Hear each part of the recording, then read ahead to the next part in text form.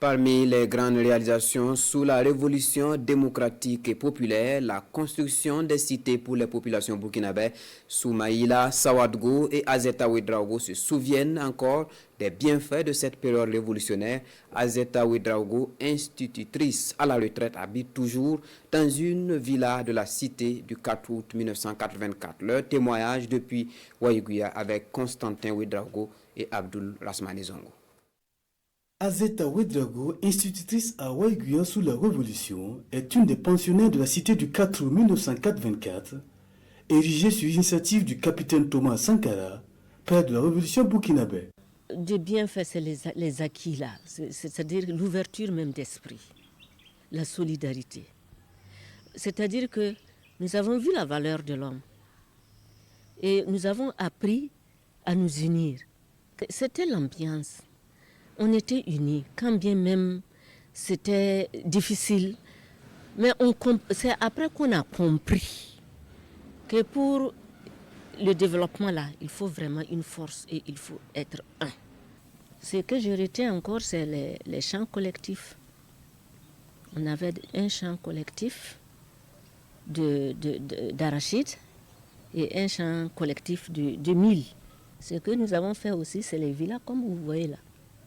En souvenir de la Révolution, elle n'a ni démoli ni reconstruit sa villa, bien qu'elle en avait les moyens. Bon, qu'est-ce que ma maison rapporte vraiment beaucoup de souvenirs de la Révolution. Et elle me rapporte aussi une bonne santé parce que depuis que je suis là, je ne suis pas tombée gravement malade comme ça.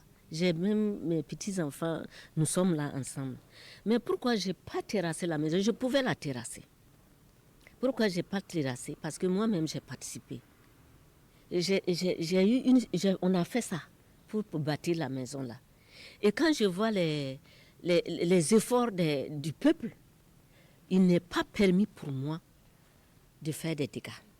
Sur la trentaine de villas construites il y a 41 ans, quelques-unes d'entre elles ont survécu et font toujours office de domicile. Certaines par contre ont été reconstruites et d'autres se disputent l'insalubrité et sont malheureusement en ruine comme ici à l'image. Autre témoignage, autre souvenir de la Révolution. C'est le cas de Soumaïla Sawadgou, maître d'école à la retraite. D'abord, au niveau de l'information, pour ne pas dire la formation, on était chargé d'organiser ce qu'on appelle des causeries débats dans les secteurs de Ouaïgouya, dans d'autres localités autres même que Ouaïgouya. Bon, au niveau national, je vais citer en tête la construction des cités du 4 août. Alors, on avait 30 villas à réaliser. Ça a été fait. Ça a été inauguré. Et inauguré en présence même du camarade président Thomas Sankara, ce jour-là.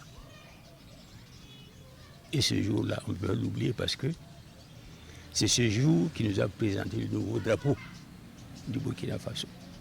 Pour ces retraités, la RDP, la Révolution démocratique et populaire sous le capitaine Thomas Sankara, fut utile et on peut y voir un lien, une suite ou un recommencement avec la RPP, la Révolution progressiste et populaire sous le capitaine Ibrahim Traoré. On peut dire que c'est une révolution et nous autres, ça ne surprend pas. En fait, la révolution, la seule chose qu'on peut faire, c'est de l'empêcher d'exister. Une fois qu'elle existe, c'est fini. Donc nous, on savait, après la mort du camarade président Thomas Sankara, que la révolution allait revenir. Sous quelle forme? On ne le sait pas. Dans quel délai? Il y a des gens qui disent 10 ans, 20 ans, etc. Mais en tout cas, elle est là, la révolution. C'est bel et bien une révolution. Parce que dès lors que le mot révolution sort de la bouche du président, c'est forcément une révolution. Maintenant, comment caractériser cette révolution? Tout le monde sait qu'en matière de révolution, les petits bourgeois ne se sont jamais entendus sur la qualification de l'étape, la lutte du peuple.